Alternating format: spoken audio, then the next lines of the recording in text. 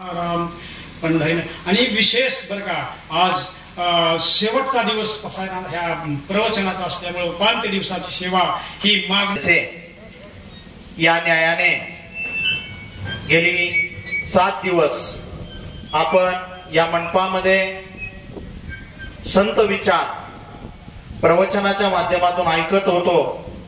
आज शेवटचा दिवस. खरं तर नियोजित प्रवचनकार आज आले नाही आणि मी म्हटलं आबांना, आबा आपण सेवा तुम्ही द्यावी. आबाने लगेच होकार दिला आणि अगदी सोप्या भाषेमध्ये पसायदान आपल्याला उलगडून सांगितलं.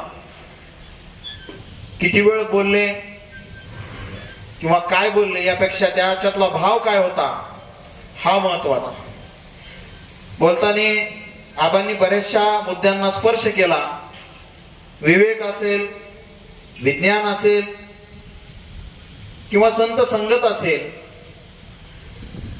या मुद्द्यावर बोलत असताना आबा एक ओवी मला आठवली. तुम्ही विवेकावर बोलत असताना, चंद्र तेथे चंद्रिका, शंभू तेथे अंबिका, संत तेथे विवेका असण्याची की.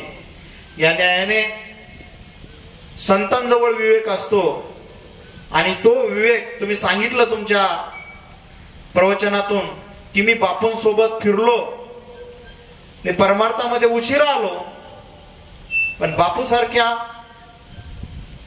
संतांसोबत फिरलो आणि आत्मबोधावर चर्चा केली. आम्ही जवळून पाहिलेलं आहे मी तुम्हाला. तुम्ही बापू बऱ्याच वेळ दुकानामध्ये बसून चर्चा करायचे पारमार्थिक असे असायचं तुम्ही. हो, आणि वेगवेगळ्या कॅसेटचं श्रवण केलेलं आहे, मी माझ्या डोळ्यांनी पाहिलेलं आहे. आणि म्हणूनच आज आपल्या हातून गीता जयंती सारखं कार्य प्रत्येक शाळेमध्ये होत आहे. एक उदाहरण देतो. एक मुंबईला एका मुंगीला जायचं होतं. मुंगी होती पुण्यात. त्या मुंगीला पुण्यातून मुंबईला जायचं होतं आणि एक ते 2 दिवसाचा कालावधी होता. आता मला सांगा, ते मुंगी कितीच्या स्पीडने गेल्यावर मुंबईला पोहोचल बरं? 2 दिवसात पोहोचल का? नाही पोहोचणार. पण ती चांगला विचार ग्रहण करणारी मुंगी होती. तिला एका त्यांच्यातल्याच मुंगीतल्याच एका हुशार मुंगीने सांगितलं, तुला जर लवकर मुंबईला जायचं असेल आणि तुझं काम पूर्ण करायचं असेल तर एक काम कर म्हणले. तुझ्या घरातला जो मालक आहे ना, तो दररोज मुंबईला जातो म्हणले, पुण्याहून मुंबईला. एक काम कर, फक्त त्याच्या शर्टाला चिटकून बस. त्या मुंगीने सल्ला मानला त्या दुसऱ्या मुंगीचा आणि त्या मालकाच्या शर्टाच्या पाठीमाग कॉलर पाशी चिटकून बस. मालक गडबडीत निघाला, गाडीत बसला. पुणे मुंबई हायवे 1.5 तासात गाडी मुंबईला गेली. म्हणजे 2 दिवसात जी मुंगी जाणार नव्हती ती 1.5 दिवसात गेली. तसं तुम्ही उशिरा पदार्पण केलं पण संतांच्या गाडीत चाललेलं आहे, त्याच्यामुळे तुम्ही ते तुमचं टार्गेट पूर्ण केलेलं आहे. जाता जाता एवढंच म्हणावं वाटतं की त्यांनी विज्ञानाच्या संदर्भाने संतांची आणि विज्ञानाची परंपरा घालून दिली.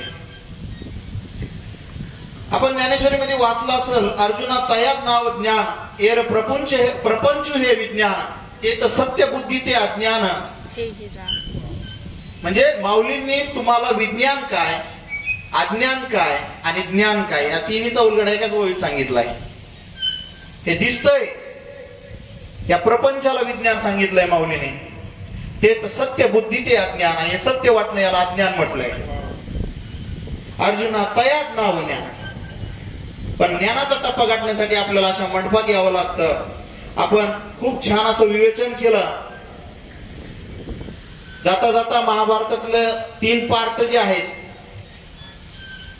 3 व्यक्ती तुम्ही ऐकलेले असतील. एक आहे दुर्योधन, एक आहे युधिष्ठिर आणि एक आहे भगवान श्रीकृष्ण. का दुर्योधन व्हायचंय का भगवान श्रीकृष्ण व्हायचंय हे ज्याचं त्याने ठरवायचं. जो फक्त स्वतःचा विचार करतो, ज्याने फक्त स्वतःचा विचार केला तो दुर्योधन ठरला.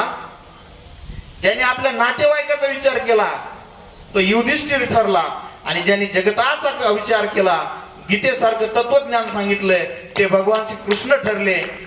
या 7 दिवसाच्या धर्म मंडपात आपण जे श्रवण केलंय त्याचा हेतू आणि ते विचार घेऊन आपण श्रीकृष्णासारखं आपलं जीवनात परिवर्तन घडावं, या अनुषंगाने आपण हे सगळे विचार घेऊन वाटचाल करावी. आपण अमृततुल्य असं प्रवचन केलं. मी माझ्या अल्पबुद्धीला स्मरून, जसं लहान लेकरू वडिलाच्या तोंडामध्ये घास घालतं, म्हणजे त्यांना जेवता येत नाही का, जेवता येत असतं, तसं आमचा घास घालण्याचा प्रयत्न चाललाय. असो, आपण छान मार्गदर्शन केलं.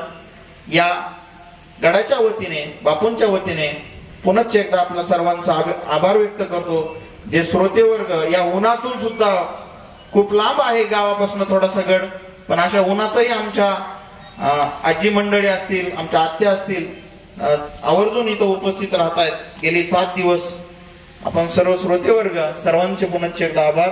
बोला पुंडलिक वरदेव हरी विठ्ठल श्री ज्ञानदेव तुकाराम पंढरीनाथ भगवान की जय, सब संतान की जय.